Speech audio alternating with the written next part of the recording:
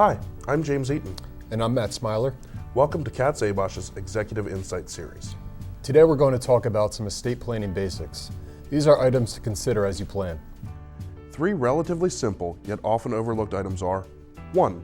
Periodic review of your will. 2. Establishing an estate lockbox. And 3. Maintaining open communication. Let's start with the importance of reviewing your will. James, what are some things to consider? Well, let's first reflect on how you plan to divide your estate. One critical question is, do you have children? Depending on your life cycle stage, whether you're parenting versus an empty nester, some issues might be guardianship for your children if they're under 18. You might even consider establishing both a custodial and financial guardian. You might also consider incorporating a trust or trusts into your planning.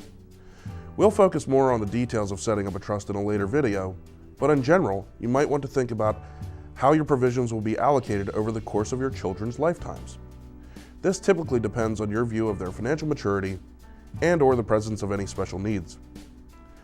Other items to take into account are your medical directives and similar controlling documents. These are documents that tell family and care providers how you want to be taken care of if you're no longer responsive. It's hard to plan for these situations, but having the forethought will help your family better prepare for your comfort and provide peace of mind. The third item to be addressed is the titling of assets and review of beneficiaries. This will make the transition of assets much smoother, perhaps avoiding probate issues. Great information, James.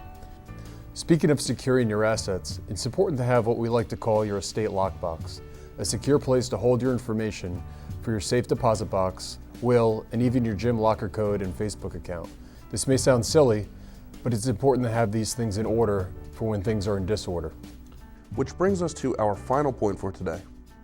These items are not effective unless they are communicated.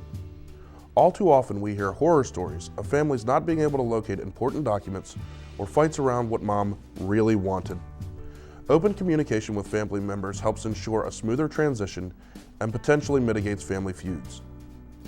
Thank you for joining us today. Estate planning is comprehensive and unique for each person or couple. If you would like to discuss these issues or others, please don't hesitate to contact us.